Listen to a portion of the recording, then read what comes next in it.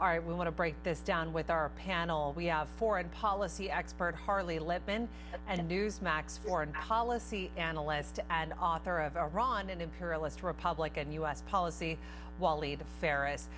Harley, Chris made some really good points there. You know, aside from the heat wave that has hit Israel in recent days, the prime minister has been under a lot of pressure, whether it's been court cases, the growing threat from Iran.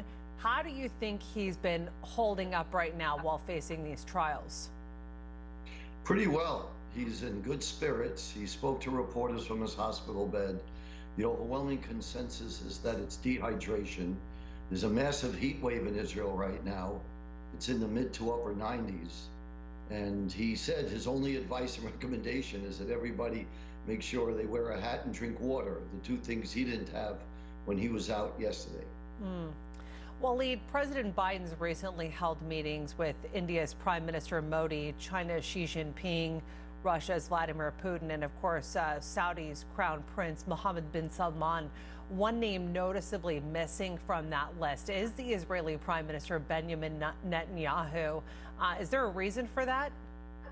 Oh, absolutely. This has been going on not just for days, weeks, months. Maybe this is a matter since the Obama administration was in charge and wanted to launch the Iran deal, to which Mr. Netanyahu had opposed. And now again, the Biden administration, because they feel that the Netanyahu government, this prime minister who has a lot of experience in the region, is opposing it and has an influence, has many friends. Israel has many friends in Congress in the United States, so he's blaming him for not allowing America to get close to achieve the deal again. And switching gears for a moment, President Biden is speaking to citizens of Lithuania near the end of the NATO summit, where he was promising the U.S. and other NATO allies that they'll not waver when it comes to the defense of Ukraine against Russia. Take a listen. The people of Ukraine remain unbroken. Ukraine remains independent. It remains free. What I say again, we will not waver. We will not waver. Our commitment to Ukraine will not weaken. We will stand for liberty and freedom today, tomorrow, and for as long as it takes. Harley, despite several meetings at the summit, President Zelensky did not get a clear path for Ukraine officially becoming part of NATO, which Biden noted how it can't happen until Putin's war is resolved. What do you make of that?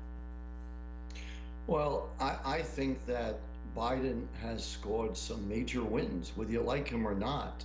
The fact that we now have Sweden and Finland as NATO allies shows this was a strategic gift from Putin, because these are two nations that will make NATO much stronger.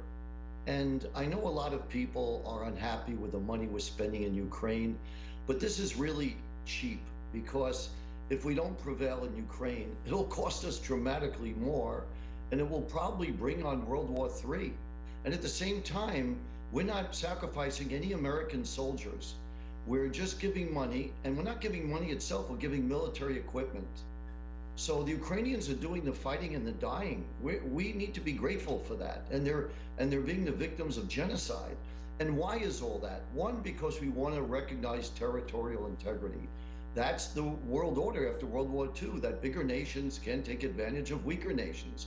That's a powerful theme in the world, and I think it's good that we stand up to it.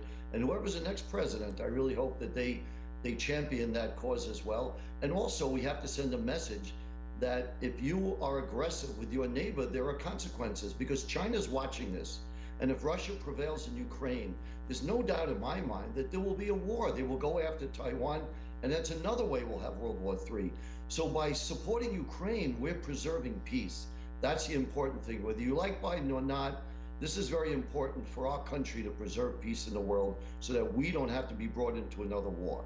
I want to take a look now at Iran. The latest U.S. intel assessment says Iran is currently not pursuing nuclear weapons at this time. However, they're ramping up activities which could help them develop a nuclear weapon. Walid, how much of a threat right now is Iran to the United States, and how should President Biden be responding to this intel assessment on Iran? Well, I'm glad the subject is being discussed now. This is the subject of my book, or at least a couple of chapters of the book. What is the most important word was not really missed or was not really evaluated, which is yet.